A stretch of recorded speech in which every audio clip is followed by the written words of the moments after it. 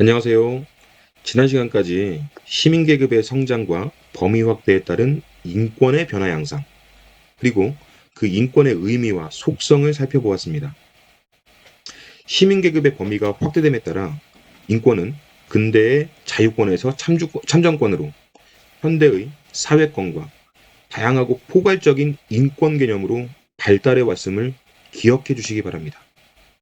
오늘은 인권을 보장하는 제도적 장치, 즉 헌법에 대해 학습하겠습니다. 그 첫 번째, 인권과의 관계 속에서 헌법의 의미와 그 특징을 살펴봅니다. 헌법은 국가의 정치 조직 구성과 통치 작용의 원리를 규정하고 국민의 기본적 인권을 보장하는 국가 최고법입니다. 크게 통치 체계와 국민의 기본적 인권, 즉 기본권으로 구성되어 있습니다. 잠깐 헌법의 구성을 살펴보겠습니다.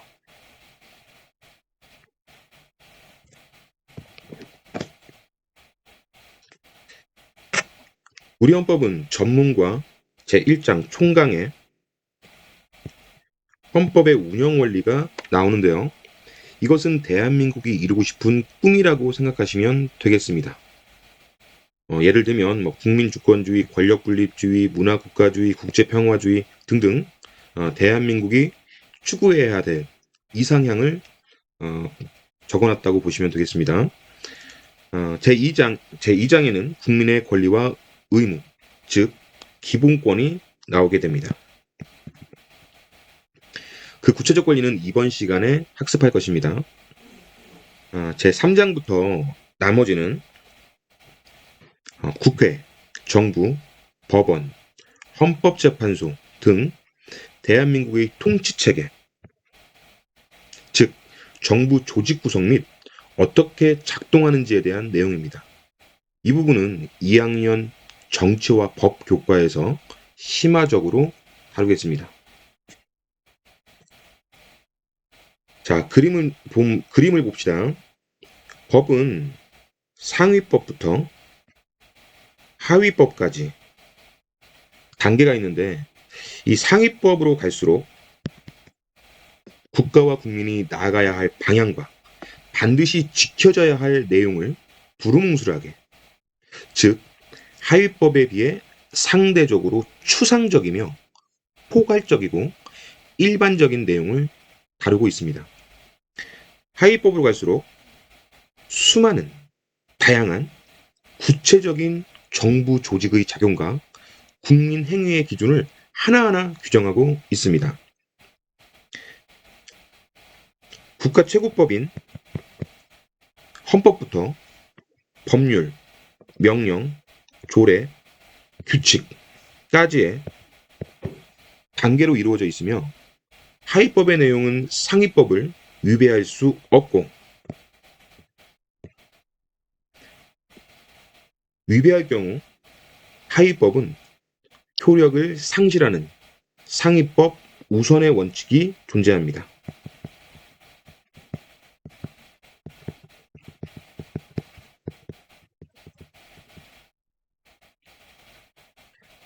자, 상위법과 하위법을 구분한 기준이 무엇일까요? 바로 재정권자입니다. 한 사람보다 100사람, 1000사람이 더 강하듯이 민주주의 하에서도 다수의 합의가 정당성이 더 높습니다. 그에 따라 국민투표로 제정된 헌법이 최고법이 되는 것입니다. 다음으로 국민대표 300명, 즉 국회가 제정한 법률이고 그 다음은 중앙정부의 기관장 1인이 제정한 명령입니다. 명령에는 행정부 수반인 대통령이 제정한 대통령령, 행정부 2인자인 국무총리가 제정한 국무총리령, 그리고 각 부 장관이 제정한 장관령 등이 있습니다. 자, 그 다음으로는 지방자치단체의 지방의회에서 제정한 조례입니다. 참고로 대전시 의회의 인원은 22명이 되겠습니다. 끝으로 지방자치단체장 1인이 제정하는 규칙이 있습니다. 그럼 여기서 한 사람이 제정한 명령이 다수가 제정한 조례보다 상위법인 이유는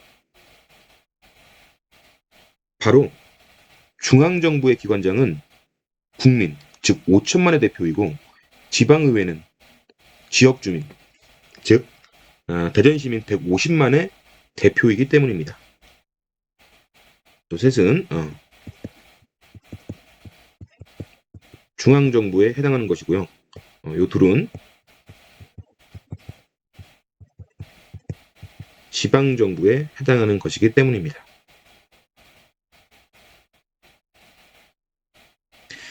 다음으로 헌법에 의한 통치, 즉 입헌주의를 살펴봅시다.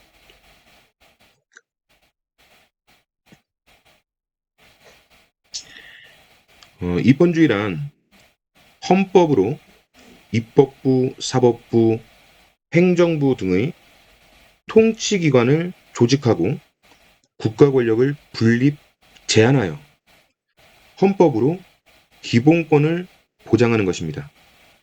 다시 말해 헌법에 국민의 자유와 권리, 즉 기본권을 규정하고 그 국민의 자유와 권리가 국가 권력에 의해 부당하게 침해되지 않도록 국가 권력을 헌법에 구속하는 통치 원리이죠. 물론 그 목적은 국민의 기본권 보장에 있습니다.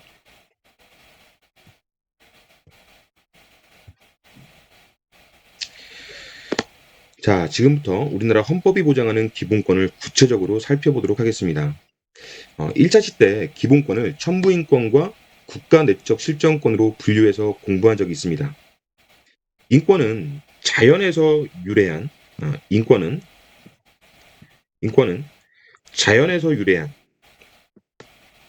초국가적이고 전국가적인, 즉 국가 이전의 권리로서 노력이나 요구 없이도 그냥 태어나면서부터 주어지는 소극적 권리입니다.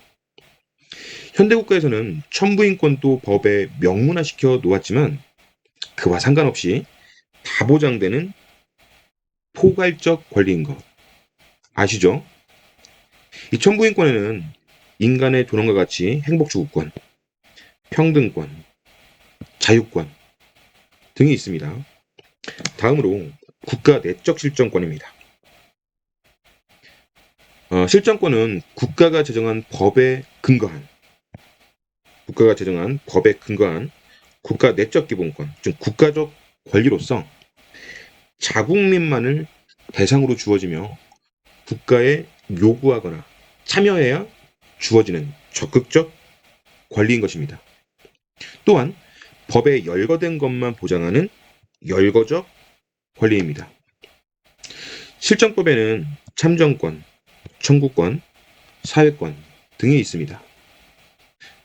그리고 우리는 사회 속에서 타인과 관계를 맺으며 상호작용하는 존재이므로 형평적인 권리 보장을 위해 때로는 기본권을 제한하기도 하고 의무가 주어지기도 합니다. 자, 각 기본권을 자세히 살펴보도록 하겠습니다.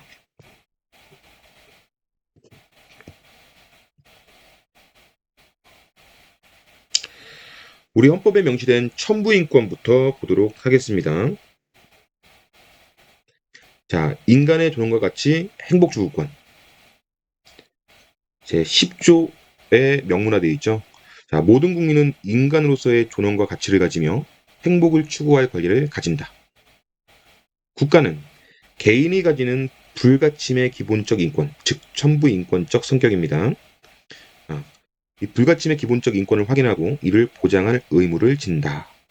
여기서 인간의 존엄성, 이것은 모든 기본권의 목적이자 추구하고자 하는 이념입니다.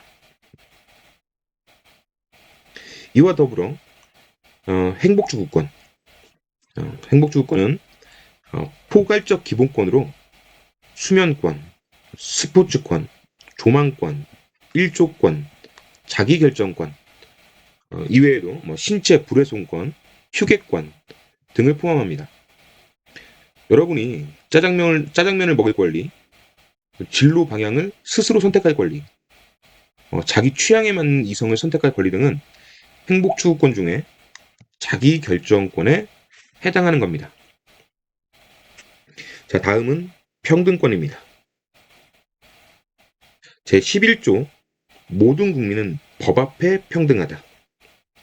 누구든지 성별, 종교 또는 사회적 신분 등과 같은 불합리한 기준에 의하여 정치, 경제, 사회, 문화 모든 생활의 영역에 있어서 차별을 받지 아니한다라고 규정함으로써 모든 인간이 법 앞에서 평등한 대우를 받으며 불합리한 기준에 의한 차별을 금지한 권리입니다. 단, 합리적 차별은 인정합니다. 합리적 차별이란 합리적 이유가 있으면 차별을 해도 평등의 원칙에 어긋나지 않는다는 이론으로, 예를 들면 10만큼 일한 사람에게 10을 주고 5만큼 일한 사람에게 5을 주는, 또는 똑같은 잘못을 했어도 반복된 자에게는 가중처벌하는 그런 예들을 들 수 있겠습니다. 이외에도 사회적 특수계급제도, 즉 예를 들면 신분제 등 같은 거죠. 이런 것들을 인정하지 않습니다. 세 번째로 영전 일대의 원칙. 어떤 공로나 업적에 대한 혜택은 그 사람에게만 해당되고 세습되지 않는다라는 원칙입니다. 이 평등권은 타 기본권의 전제 조건, 즉 모든 기본권이 모두에게 평등하게 주어져야 한다는 의미입니다. 누구에게는 자유가 10만큼 주어지고 누구에게는 자유권이 5만큼 주어진다면 평등한 것이 아니겠죠. 이해되겠습니까? 자, 그 다음으로 자유권입니다. 자유권은 우리 헌법 제12조부터 23조까지 규정되어 있습니다. 우선 신체의 자유는 범죄와 형벌은 법에 정해진 대로만 집행해야 한다는 죄형 법정주의, 또 법에 정해진 절차에 따라서만 체포, 구속, 압수, 수색할 수 있다는 적법 절차의 원리, 그 외에도 고문금지, 변호인의 조력을 받을 권리, 연좌제 금지 등 이런 것들을 신체의 자유라고 이야기합니다. 두 번째로 거주 이전의 자유, 직업 선택의 자유, 사생활의 비밀과 자유, 통신의 자유, 재산권 행사의 자유 등과 같은 사회, 경제적 자유가 있고요. 셋째로 양심의 자유, 사상의 자유라고 보기도 합니다. 양심의 자유, 종교의 자유, 언론, 출판, 집회, 결사의 자유, 학문과 예술의 자유 등을 포함하는 정신적 자유가 있습니다. 그러나 이것들은 모두 예시일 뿐, 여기에 명시되지 않았다 해도 다 보장된다는 포괄적 권리인 거 기억하시죠? 이 자유권은 국가기관의 간섭을 받지 않고 자유롭게 생활할 수 있는 권리로 시민혁명을 통해 우리 시민들이 얻은 가장 오래된 역사를 자랑하는 권리입니다. 자, 이제 실정권입니다. 국가가 있을 때만, 국가가 법에 열거한 것만 보장하는 국가의 선물인 권리입니다. 국가의 선물이죠. 우선 참정권은 국가의 정책 결정에 간접적으로 참여하거나 대표로 선출될 권리입니다. 여기서 직접 참여란 헌법 제72조, 130조에 명문화된 국민투표권이 있습니다. 간접적 참여란 헌법 제24조에 근거한 선거권을 의미하고, 이 선거권의 반대 극부적인 개념으로 대표로 선출될 권리란 공적 업무를 담당할 수 있는 권리, 즉 공무단임권이 있습니다. 이 공무단임권 안에는 선거에 후보자로 출마할 수 있는 피선거권, 그리고 당선되었을 경우 공직자로 취임할 수 있는 공직 취임권이 있습니다. 이 둘을 합쳐서 공무 단임권이라고 부릅니다. 다음으로 청구권입니다. 청구권은 다른 기본권이 침해되었을 때 이를 구제할 수 있도록 요구하는 권리예요. 저 자유권이 침해되었어요. 평등권이 침해되었어요. 참정권이 침해되었어요. 이를 복구해주세요. 구제해주세요. 라고 요구할 수 있는 권리로 흔히 권리보장적 기본권이라고 합니다. 그 내용의 첫 번째 26조에는 청원권이 나와 있습니다. 여러분 혹시 국민 청원 게시판 들어보셨나요? 그런 겁니다. 국민은 문서로서 청원할 권리를 갖습니다. 즉 모든 국민은 문서로서 모든 것을 국가에 부탁할 수 있는데 딱 세 가지 예외사항이 있습니다. 국가 원수를 모독하거나 타인을 이유 없이 모해, 즉 해롭게 하는 행위, 그리고 세 번째 재판과 관련된 행위. 재판은 공정해야 되겠죠. 요 세 가지를 제외하고 모든 것을 국가에 부탁할 수 있고요. 청원했을 경우에 15일 이내에 국가는 답변을 해야 할 의무가 있습니다. 둘째, 27조 재판 청구권이 있습니다. 모든 국민은 억울한 일이 있으면 국가에게 풀어달라고 또는 구제해달라고 요구할 수 있습니다. 자, 세 번째, 28조의 형사보상 청구권입니다.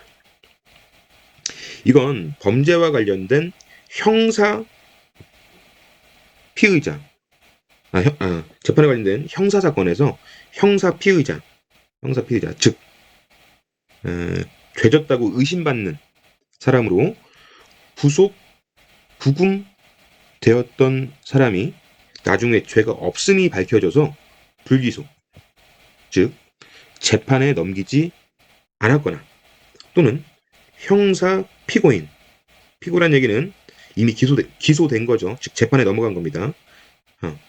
재판에 넘어간 형사 피고인이 구속 재판을 받다가 나중에 무죄 판결을 받은 거죠. 이 형사 피의자와 피고인 무죄 판결 불기소 처분 받으면 억울하겠죠? 그 억울함을 돈으로 보상해 주는 것을 형사보상 청구권이라고 합니다. 자, 29조 국가 배상 청구권. 국가 또는 공무원의 직무상 불법 행위로 인해 국민에게 정신적, 재산적 손해를 끼친 경우에는 그 손해를 국가에 배상해달라고 청구할 수 있습니다. 마지막으로 제30조 타인의 범죄행위로 인해 생명, 신체에 대한 피해를 받은 국민은 국가가 치안을 제대로 담당하지 못했기 때문에 그 책임을 물어 국가로부터 구조를 요청할 수 있는 것입니다. 이 조건은 굉장히 까다로워서 국가구조 청구권을 실제로 청구하는 건 굉장히 어렵긴 합니다만 그래도 중대범죄에 대해서는 국가구조 청구권이 인정될 경우가 종종 있습니다. 자, 끝으로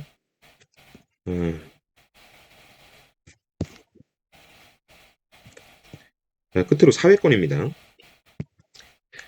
이 사회권은 전 시간에 사회권의 등장, 즉 1919년 바이마르 공화국에서 세계 최초로 사회권이 규정되었다라고 하면서 사회권의 내용을 교육권, 근로권, 노동상권, 인간다운 생활을 할 권리, 환경권, 양성평등 모성 보건권 이 6가지로 설명을 드렸습니다. 따라서 사회권은 패싱하도록 하겠습니다. 자, 지금까지 살펴본 기본권은 타인과의 관계 또는 공동체와의 관계 속에서 무한한 것이 아니겠죠. 따라서 우리 헌법 제37조 2항에서는 모든 국민의 자유와 권리, 즉 기본권은 국가안전보장, 질서유지, 공공복리를 위하여 필요한 경우에 한해 법률로서 제한할 수 있으며 라고 명시해 놓았습니다. 여기서 국가안전보장, 질서유지, 공공복리는 기본권 제한의 기준 이라고 볼 수 있고, 법률은 기본권을 제한하는 근거가 됩니다. 즉 국가가 제정한 법률에 의해서만 기본권을 제한할 수 있다고 보는 실정권 사상을 반영한 것입니다. 그러나 이 제한하는 경우에도 자유와 권리의 본질적 내용, 즉 인간의 존엄성은 침해할 수 없다라고 하여 기본권 제한의 한계를 정해놓았습니다. 이는 국가 이전의 권리인 존엄성을 침해할 수 없다고 한 것입니다. 이에 근거하여 사형제를 폐지하자는, 즉 사형소의 인간 존엄성을 국가가 영구히 박탈할 수 없다고 주장하는 측면도 발생했던 것입니다.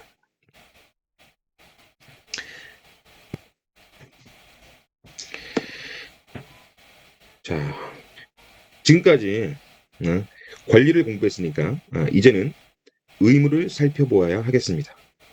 이 권리와 의무는 동전의 양면 같아서 이걸 표리관계라고 합니다. 표리관계. 표리. 이게 겉표자고 속 리자예요. 우리가 책을 봐도 겉에 표지가 있고 안에 이제 그 속지가 있죠. 이런 걸 표리관계라고 하는데, 이 권리와 의무는 표리관계로 뗄래야 뗄 수 없는 것입니다. 우선 납세의 의무, 국방의 의무는 국가 형성 초기 때부터 존재해온 전통적 의무로서 그 목적은 국가의 유지 존속을 위한 것입니다. 반면 교육의 의무, 근로의 의무, 환경 보존의 의무, 재산권 행사의 공공복리, 적합 의무, 요 네 가지는 현대적 의무로서 국민의 복지 증진을 위한 것입니다. 앞에 있는 요 네 가지를 묶어서 국민 4대 의무라고 하고요. 오늘날에는 이 6가지를 묶어서 국민 6대 의무라고 이야기합니다. 자, 최고법인 헌법에 국민의 의무를 규정한 이유는 무엇일까요? 국민의 기본권을 최고법인 헌법에 규정하여 보장한다는 입헌주의 취지에 근거해서 생각해 봅시다.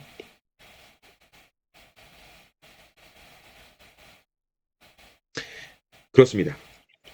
최고법인 헌법에 최소한의 의무를 규정해 놓고 독재, 권력 남용에 따른 추가적인 의무 부담을 방지함으로써 국민의 기본권을 보장하고자 함입니다.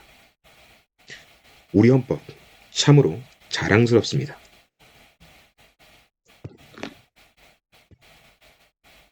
자, 지금까지 공부한 기본권을 한 장으로 정리해 보았습니다. 공부할 때 참고해 보시고요. 이상으로 헌법의 의미와 특징, 입헌주의, 각각의 기본권을 학습했고 인권 보장과 관련된 헌법의 역할을 살펴보았습니다.